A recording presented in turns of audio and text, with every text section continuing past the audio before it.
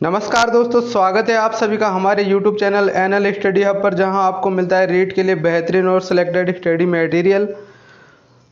तो आज फिर से एक नए जोश, उमंग और साथ के साथ, यदि आप हमारे चैनल पर नए हैं तो चैनल को सब्सक्राइब कर बेल आइकन को दबा दें ताकि आने वाली वीडियो की नोटिफिकेशन सबसे पहले आप तक पहुंचे। साथ ही लाइक और कमेंट ज़रूर करना और हमें बताना कि हमारा वीडियो आपको कैसा लगा।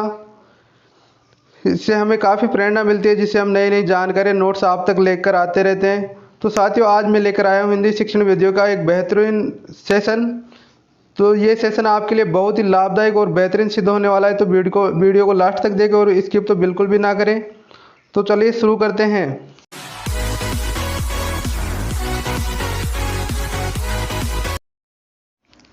देखते हैं साथियों, क्वेश्चन नंबर फर्स्ट। किसी आदर्श लिखावट का जैसे का तैसा अनुकरण कहलाता है? ऑप्शन ए श्रुतिलेख, ऑप्शन बी प्रतिलेख, ऑप्शन सी अनुलेख, ऑप्शन डी सुलेख। बताइए साथियों, कौन सा आंसर सही होगा, कौन सा ऑप्शन सही है? जैसे का तैसा अनुकरण क्या कहलाता है साथियों किसी भी आदर्श लिखावट का? तो साथियों, यहाँ पे हमारा ऑप्शन सी करेक्ट आंसर है। अनुलेख कहलाता है साथियों जैसा का तैसा अनुकरण किसी आदर्श लिखावट का। तो साथियों, आपको पता है ऑप्शन डी सुलेख, यानी जो अच्छा लेख हम लिखते हैं उसे सुलेख बोलते हैं। अनुलेख यानी जो अनुकरण के द्वारा लिखा जाता है। और श्रुतिलेख यानी सुनकर के लिखना श्रुतिलेख कहलाता है। ठीक है साथियों, देखते हैं next question. Question number 2। Card पर लिखे शब्दों का चित्रों के साथ मिलान करने का कार्य किया जाता है, वह विधि है?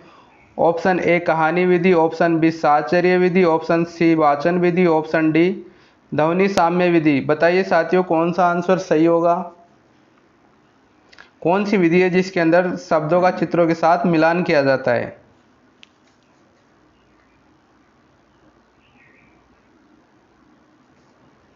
तो साथियों, हमारा यहाँ पे आंसर हो जाएगा option number B. Option B सही है, आंसर है साहचर्य विधि के अंतर्गत साथियों शब्दों का चित्रों के साथ मिलान करके शब्दों व वर्णों का परिचय करवाया जाता है साथियों। और यह विधि छोटी कक्षा के लिए बहुत ही उपयोगी है। तो ऑप्शन बी हमारा करेक्ट आंसर है, साहचर्य विधि। और साथियों, इस विधि का प्रतिपादन मारिया मोंटेसोरी ने किया था। ठीक है साथियों, देखते हैं नेक्स्ट क्वेश्चन।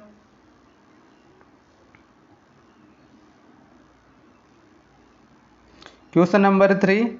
दल शिक्षण का सर्वप्रथम प्रयोग किया गया? ऑप्शन ए कैम्ब्रिज विश्वविद्यालय में, ऑप्शन बी कोलंबिया विश्वविद्यालय में, ऑप्शन सी कोलकाता विश्वविद्यालय में, ऑप्शन डी हार्वर्ड विश्वविद्यालय में।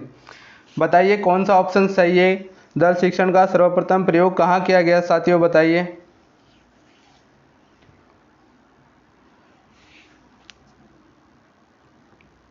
तो साथियों, हमारा यहाँ पे ऑप्शन डी सही आंसर है। हार्वर्ड विश्वविद्यालय अमेरिका में सर्वप्रथम दल शिक्षण का प्रयोग किया गया। साथियों, आपको बता दूं दल शिक्षण के प्रवर्तक मिशिगन व हार्वे हैं। इन्होंने 1955 पर इस पर शोध किया था। तो ऑप्शन डी हमारा सही आंसर है। साथियों, इसके प्रवर्तक मिशिगन व हार्वे हैं। ऑप्शन डी करेक्ट आंसर है। Question number 4।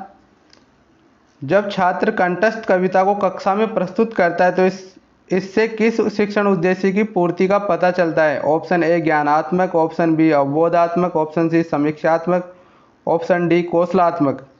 बताइए कौन सा ऑप्शन सही होगा?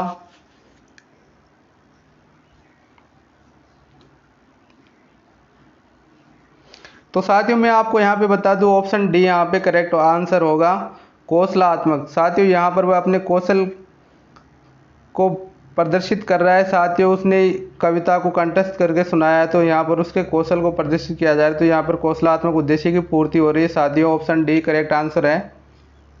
देखते हैं नेक्स्ट क्वेश्चन। साथियों, यदि आपको हमारे क्वेश्चन अच्छे लग रहे हैं तो प्लीज़ लाइक ज़रूर कर देना साथियों। Question number 5। पर्यवेक्षित अध्ययन विधि का विकास किस स्तर के शिक्षण को ध्यान में रखकर किया गया है? ऑप्शन ए चिंतन स्तर, ऑप्शन बी बौद्धिक स्तर, ऑप्शन सी स्मृति स्तर, ऑप्शन डी विकल्प ए व दोनों। बताइए साथियों, कौन सा ऑप्शन सही होगा?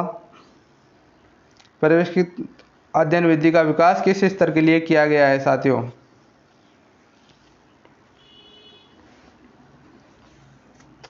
तो साथियों मैं आपको बता दूं, इसका ऑप्शन नंबर 20 सही आंसर है, बौद्धिक स्तर। साथियों जो पर्यवेक्षित अध्ययन विधि है इसका दूसरा नाम है निर्देशित विधि। तो यहाँ पर ऑप्शन बी करेक्ट आंसर है। बौद्धिक स्तर के लिए माध्यमिक क्लासों के लिए यह विधि बहुत ही महत्वपूर्ण है। और साथियों इस विधि का प्रतिपादन एच.सी. मॉरिसन ने किया है। साथियों देखते हैं नेक्स्ट क्वेश्चन। अधिगम की संपूर्णता होती है, क्वेश्चन नंबर 6, अधिगम की संपूर्णता होती है ऑप्शन ए वार्षिक योजना में, ऑप्शन बी इकाई योजना में, ऑप्शन सी मासिक योजना में, ऑप्शन डी दैनिक पाठ योजना में। बताइए कौन सा ऑप्शन सही होगा। अधिगम की संपूर्णता किसमें होती है साथियों।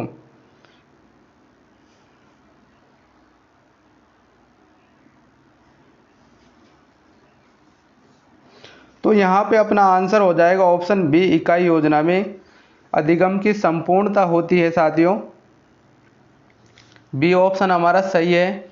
इकाई योजना क्या होता है साथियों, जो पाठ हमारा संपूर्ण पाठ्यक्रम होता है उसको छोटे छोटे खंडों में तोड़ लिया जाता है और समान विषय वस्तु को एक साथ रखकर एक इकाई का निर्माण किया जाता है, जिसमें उससे संबंधित सभी विषयों को एक साथ पढ़ाया जा सके। साथियों जैसे हम कोशिका का अध्ययन कर रहे हैं तो कोशिका में जो भी पार्ट आते हैं जैसे राइबोसोम, कोशिकांग है, जैसे माइटोकॉन्ड्रिया है, गोल्जिका है, इन सभी का अध्ययन हम एक साथ एक ही यूनिट में करें तो इससे हमारा जो अध्ययन होता है वो बहुत ही अच्छा होता है और हमें याद भी बहुत लंबे समय तक रहता है। अलग अलग टुकड़ों में हम हर चीज़ को अलग अलग जगह पढ़े तो वो हमारे लिए उपयोगी नहीं होती है साथियों। तो हमारा ऑप्शन बी यहाँ पे करेक्ट आंसर है। और साथियों आपको बता दूं इकाई योजना इसका भी प्रतिपादन एच.सी. मॉरिसन ने किया है। साथियों देखते हैं क्वेश्चन नंबर 7, पर्यवेक्षित अध्ययन से हमारा आशय है अध्यापक द्वारा कक्षा अथवा विद्यार्थियों के समूह का उस समय निरीक्षण करने से है जबकि वे अपने डेस्क अथवा मेजों पर कार्य करने में संलग्न रहते हैं। पर्यवेक्षित अध्ययन विधि की यह परिभाषा किसके द्वारा दी गई है। साथियों बताइए परिभाषा किसने दी थी। पर्यवेक्षित अध्ययन विधि के बारे में यह परिभाषा किसके द्वारा दी गई। ऑप्शन ए है क्लार्क तथा Starr, option B Klausmeier, option C Bining M Bining, option D Thomas M Risk. बताइए कौन सा ऑप्शन सही होगा। तो साथियों यह परिभाषा बाइनिंग एवं बाइनिंग के द्वारा दी गई है। ऑप्शन सी हमारा करेक्ट आंसर है। बाइनिंग एवं बाइनिंग के द्वारा यह परिभाषा दी गई है। साथियों यह बहुत ही महत्वपूर्ण परिभाषा है, इसको याद रखना साथियों, ये परीक्षा की दृष्टि से इम्पोर्टेंट है। आप इस पर IMP लगा लेना, इम्पोर्टेंट है साथियों ये परिभाषा। देखते हैं नेक्स्ट क्वेश्चन। अभिकर्मित अनुदेशन विधि के संदर्भ में सम्मिलित करें। तो साथियों स्तंभ 1 है और स्तंभ बी है, इनको आपस में आपको मिलाना है कौन सा ऑप्शन किसके द्वारा दिया गया, जो परिभाषा या जो नाम है किसके द्वारा कौन सा है यह आपको बताना है साथियों। ऑप्शन ए स्तंभ फर्स्ट में लिखा हुआ है अधिगम के विज्ञान व शिक्षण की कला, उसके सामने है पास्क।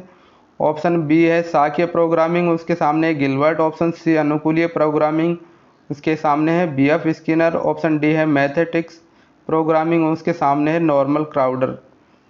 तो साथियों बताइए कौन सा ऑप्शन सही होगा। ऑप्शन आपके सामने है, ए के सामने 3 1 4 2, option B 2 4 1 3, option C 1 4 3 2, option D 3 4 1 2। तो बताइए साथियों किसके द्वारा क्या बताया गया है।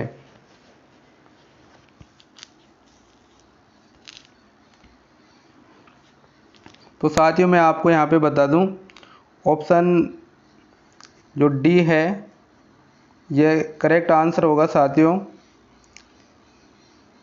जो अधिगम के विज्ञान व शिक्षण की कला यह परिभाषा दी गई है BF स्किनर के द्वारा। तो ऑप्शन ए जो है वो 3 से मिल जाएगा। शाकीय प्रोग्रामिंग ये बताई गई है नॉर्मल क्राउडर के द्वारा। जो अनुकूलीय प्रोग्रामिंग है ये पास के द्वारा दी गई है और जो मैथमेटिक्स प्रोग्रामिंग है ये गिलबर्ट के द्वारा दी गई है साथियों।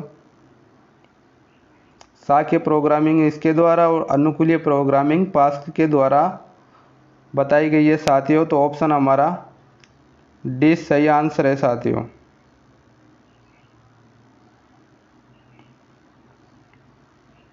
देखते हैं नेक्स्ट क्वेश्चन, क्वेश्चन नंबर 9। संश्लेषण विधि में सिखाने की प्रक्रिया है। बताइए साथियों, संश्लेषण विधि में किस प्रकार से सिखाया जाता है। ऑप्शन ए वर्ण शब्द वाक्य, ऑप्शन बी वाक्य शब्द वर्ण, ऑप्शन सी शब्द वर्ण वाक्य, ऑप्शन डी शब्द वर्ण वाक्य। शब्द वाक्य वर्ण। साथियों बताइए कौन सा ऑप्शन सही होगा। संश्लेषण विधि में सिखाने की जो प्रक्रिया है वो किस से निम्न से उच्च स्तर की तरफ चलती है, उस स्तर से निम्न स्तर की तरफ। तो बताइए साथियों पहले क्या सिखाया जाता है, उसके बाद में क्या, और उसके बाद में क्या सिखाया जाता है, बताइए। तो साथियों ये हमारा यहाँ पे ऑप्शन एक सही हो जाएगा। ऑप्शन नंबर ए सही है। सबसे पहले वर्ण सिखाए जाते हैं, उसके बाद में शब्दों का ज्ञान करवाया जाता है, उसके बाद में वाक्य बनाना सिखाया जाता है। तो साथियों ऑप्शन ए करेक्ट आंसर है। देखते हैं next question, question number 10। Blueprint ढांचा तैयार करने में उपयोगी नहीं है। ऑप्शन ए शिक्षक निर्मित सामग्री, ऑप्शन बी पाठ्य पुस्तक के प्रकरण, ऑप्शन सी शिक्षण के लक्ष्य, ऑप्शन डी प्रश्नों के प्रकार। बताइए हमारे यहाँ पे ऑप्शन कौन सा सही है। करेक्ट आंसर का चयन कीजिए। तो साथियों मैं आपको यहाँ पे बता दूं, हमारा यहाँ पे करेक्ट आंसर ऑप्शन ए हो जाएगा, शिक्षक निर्मित सामग्री।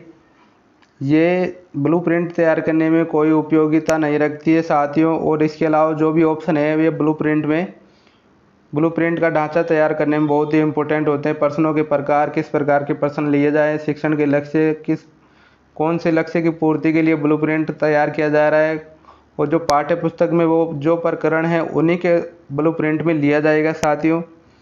तो ऑप्शन ए शिक्षक निर्मित सामग्री ये यहाँ पर गलत ऑप्शन है साथियों। देखते हैं नेक्स्ट क्वेश्चन। वस्तुनिष्ठ परीक्षणों का विकास करने का सराहनीय कार्य किया है। Helen Parker, option B Morrison, option C J M Rice, option D Douglas. बताइए साथियों किसके द्वारा वस्तुनिष्ठ परीक्षणों का विकास करने का सराहनीय कार्य किया गया।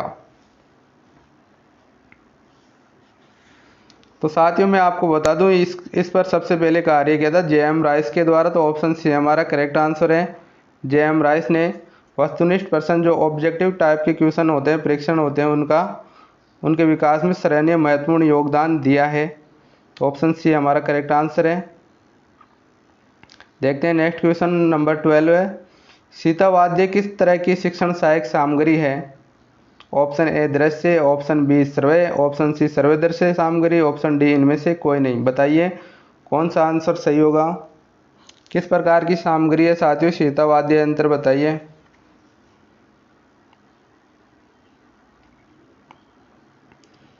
तो यहाँ पर हमारा आंसर हो जाएगा ऑप्शन बी श्रव्य सामग्री। जो सीतावाद्य यंत्र है साथियों इसमें हम सुन सकते हैं, देख नहीं सकते, तो ये एक प्रकार की श्रव्य सामग्री है साथियों। ऑप्शन बी करेक्ट आंसर है। देखते हैं नेक्स्ट क्वेश्चन, क्वेश्चन नंबर 13। अध्यापक का सहमति में सिरे लाना किस पुनर्वलन के अंतर्गत आता है। ऑप्शन ए सकारात्मक शाब्दिक पुनर्वलन, ऑप्शन बी सकारात्मक अशाब्दिक पुनर्वलन, ऑप्शन सी नकारात्मक शाब्दिक पुनर्वलन, ऑप्शन डी नकारात्मक अशाब्दिक पुनर्वलन। बताइए साथियों कौन सा ऑप्शन सही होगा। यदि कोई अध्यापक अपनी सहमति में हाँ बोलता है तो यह किस प्रकार का पुनर्वलन आता है साथियों, किस पुनर्वलन के अंतर्गत आता है। तो साथियों हमारा यहाँ पे ऑप्शन बी करेक्ट आंसर है, सकारात्मक अशाब्दिक पुनर्वलन। क्यों साथियों, क्योंकि यहाँ पर हाँ में यानी यहाँ पे ना बोलता तो ये नकारात्मक हो जाता है, यदि हाँ बोल रहा है तो ये सकारात्मक है, और सिर हिला रहा है बोल नहीं रहा है तो यहाँ अशाब्दिक है। यदि वो बोलता हाँ बोलता तो वहाँ पे शाब्दिक हो जाता है, ये ओनली वो सिर हिला रहा है तो अशाब्दिक, बिना बोले पुनर्वलन दे रहा है तो अशाब्दिक पुनर्वलन। ऑप्शन बी करेक्ट आंसर है साथियों, सकारात्मक अशाब्दिक पुनर्वलन। देखते हैं नेक्स्ट क्वेश्चन, क्वेश्चन नंबर 14। व्याकरणिक नियमों को कंठस्थ कराने की अपेक्षा कक्षा कक्ष में भाषाई वातावरण बनाने पर अधिक बल दिया जाता है। ऑप्शन ए दल शिक्षण विधि, ऑप्शन बी दूरस्थ शिक्षण विधि, ऑप्शन सी प्रत्यक्ष विधि, ऑप्शन डी इनमें से कोई नहीं। बताइए साथियों कौन सा ऑप्शन सही होगा। कौन सी विधि है जिसके अंतर्गत व्याकरणिक नियमों को कंठस्थ कराने की अपेक्षा कक्षा कक्ष में भाषाई वातावरण बनाने पर अधिक बल दिया जाता है। तो साथियों मैं आपको बता दूं, यहाँ पे हमारा ऑप्शन 20 सही होगा। प्रत्यक्ष विधि, जी हाँ दोस्तों, साथियों ये प्रत्यक्ष विधि है जिसके अंतर्गत कक्षा कक्ष में भाषाई वातावरण बनाने पर अधिक बल दिया जाता है। और साथियों सबसे महत्वपूर्ण बात यह वह विधि है जिसके अंतर्गत मातृभाषा का प्रयोग वर्जित है। और इस विधि का प्रतिपादन गुइन महोदय ने किया था साथियों। और साथियों इस विधि के अन्य नाम हैं निर्बाध विधि, प्राकृतिक विधि और सुगम विधि के नाम से भी यह विधि जानी जाती है। इस विधि के अंतर्गत साथियों वस्तुओं का प्रत्यक्ष दिखाकर सिखाया जाता है। जैसे हमें यदि अनार के बारे में बच्चे को बताना है, अनार लिखना सिखा रहे हैं, तो उसको अनार का चित्र या चार्ट के द्वारा उसे समझाया जाएगा यह अनार है। यदि आम के बारे में बता रहे तो आम को दिखाया जाएगा कि ये ऐसा आम होता है, तो उसकी छवि उसके दिमाग में फिट हो जाती है साथियों। तो यह प्रत्यक्ष विधि के द्वारा वस्तुओं को प्रत्यक्ष दिखाकर सिखाया जाता है। तो ऑप्शन सी हमारा करेक्ट आंसर होगा साथियों। देखते हैं नेक्स्ट क्वेश्चन, क्वेश्चन नंबर 15। बच्चों में भाषिक प्रवाह तथा तार्किक शक्ति का मूल्यांकन करने का उपयुक्त तरीका है। ऑप्शन ए लिखित परीक्षा, ऑप्शन बी मौखिक परीक्षा, ऑप्शन सी प्रश्नावली परीक्षा, ऑप्शन डी वस्तुनिष्ठ परीक्षा। बताइए साथियों कौन सा आंसर सही होगा। बच्चों में भाषा प्रवाह और तार्किक शक्ति का मूल्यांकन करने का सबसे बेस्ट तरीका कौन सा है। तो साथियों हमारा यहाँ पे ऑप्शन बी करेक्ट आंसर है। मौखिक वार्तालाप के द्वारा उनके बच्चों के बारे में सबसे अधिक जानकारी प्राप्त होती है साथियों। उनके भाषा प्रवाह, उनके बोलने का तरीका का पता लगेगा। और साथ ही वो तार्किक शक्ति किस तरह से सोचते हैं, विचार करते हैं, इसका भी पता मौखिक वार्तालाप के द्वारा सबसे अधिक उपयुक्त तरीका है साथियों। तो ऑप्शन बी हमारा करेक्ट आंसर है। देखते हैं नेक्स्ट क्वेश्चन। यदि अभी आप हमारे वीडियो पर अभी आए हैं तो प्लीज़ लाइक ज़रूर कर दें और चैनल को सब्सक्राइब ज़रूर कर लेना साथियों। Question number 16। वह विधि जिसका प्रयोग चारों भाषाई कौशलों को विकास हेतु किया जाता है। ऑप्शन ए द्विभाषी विधि, ऑप्शन बी सूत्र विधि, ऑप्शन सी दूरस्थ विधि, ऑप्शन डी अनुकरण विधि। बताइए साथियों कौन सी विधि है जिसके द्वारा चारों भाषाई कौशलों का विकास किया जाता है।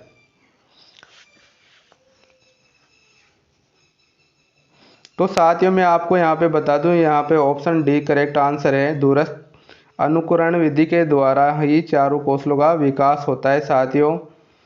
जो ऑप्शन सी है दूरस्थ विधि, इसका प्रतिपादन साथियों सीजे डॉडसन ने किया था साथियों। और अनुकरण विधि के द्वारा सभी प्रकार के कौशलों का विकास किया जाता है। तो देखते हैं नेक्स्ट क्वेश्चन, क्वेश्चन नंबर 17। देखो और कहो विधि के द्वारा बालकों का किस से परिचय कराया जाता है। ऑप्शन ए वर्णों का, ऑप्शन बी शब्दों का, ऑप्शन सी लिपि का, ऑप्शन डी चित्रों का। बताएं साथियों देखो और कहो विधि में बालकों का किससे परिचय करवाया जाता है सबसे पहले। तो साथियों मैं आपको यहाँ पे बता दूं, ऑप्शन बी हमारा करेक्ट आंसर है। शब्दों का परिचय करवाया जाता है साथियों देखो और कहो विधि में, जो भी चित्रों के द्वारा शब्दों का परिचय करवाया जाता है साथियों। ठीक है साथियों, देखते हैं नेक्स्ट क्वेश्चन। यदि किसी शिक्षक को यह पता लगता है कि किसी विषय विशेष को पढ़ाने से बालक क्यों कतराता है तो वह किस का सहारा लेगा। ऑप्शन ए निदानात्मक परीक्षण, ऑप्शन बी उपचारात्मक परीक्षण, ऑप्शन सी निदानात्मक परीक्षण व उपचारात्मक परीक्षण, ऑप्शन डी उपयुक्त में से कोई नहीं। बताइए साथियों कौन सा ऑप्शन सही होगा। किस परीक्षण के द्वारा यह पता चलता है कि बालक किसी विषय विशेष को पढ़ने में क्यों कतरा रहा है। बताइए साथियों बहुत ही इंपॉर्टेंट क्वेश्चन है परीक्षा की दृष्टि से ये। इस पर भी आप इंपॉर्टेंट लगा लेना साथियों, इस क्वेश्चन को हल्के में मत लेना। तो साथियों यहाँ पर हमारा ऑप्शन नंबर ए सही आंसर है। निदानात्मक परीक्षण के द्वारा हमें यह पता चलता है कि बालक किसी विषय को पढ़ने में क्यों कतरा रहा है या क्यों डर रहा है। तो ऑप्शन ए निदानात्मक परीक्षण। ठीक है साथियों, देखते हैं नेक्स्ट क्वेश्चन।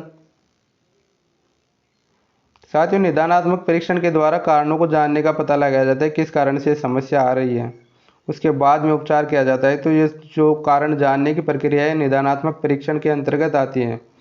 देखते हैं नेक्स्ट क्वेश्चन, क्वेश्चन नंबर 19। आगमन विधि के सोपानों का सही क्रम है। ऑप्शन ए निरीक्षण उदाहरण प्रस्तावना नियम निर्धारण परीक्षण। ऑप्शन बी उदाहरण प्रस्तावना निरीक्षण नियम निर्धारण परीक्षण। ऑप्शन सी उदाहरण प्रस्तावना नियम निर्धारण परीक्षण और निरीक्षण। ऑप्शन डी उदाहरण प्रस्तावना परीक्षण नियम निर्धारण और निरीक्षण। बताइए साथियों, ये टफ क्वेश्चन है लेकिन बहुत इंपॉर्टेंट क्वेश्चन है। बताइए कौन सा ऑप्शन सही होगा।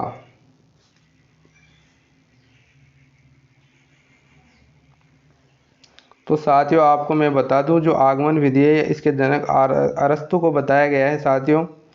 और इस विधि में उदाहरण से नियमों का प्रतिपादन किया जाता है। उदाहरण से नियम की ओर चलते हैं, विशेष से सरल की ओर। तो साथियों, हमारा ऑप्शन बी करेक्ट आंसर है। उदाहरण प्रस्तावना, उसके बाद में निरीक्षण, उसके बाद में नियम निर्धारण, फिर उन नियमों का परीक्षण किया जाता है साथियों। तो ऑप्शन बी करेक्ट आंसर है। देखते हैं नेक्स्ट क्वेश्चन और आज के सेशन का लास्ट क्वेश्चन साथियों। ये भी बहुत ही इम्पोर्टेंट क्वेश्चन है। सूक्ष्म शिक्षण चक्रण की अवधि होती है। Option A 28 minute, option B 30 minute, option C 42 minute, option D 36 minute. बताइए कौन सा आंसर सही होगा। सूक्ष्म शिक्षण की अवधि कितने समयांतराल बाद में होती है। तो साथियों, हमारे यहाँ पे ऑप्शन डी करेक्ट आंसर है। 36 मिनट सूक्ष्म शिक्षण चक्रण की अवधि 36 मिनट होती है साथियों।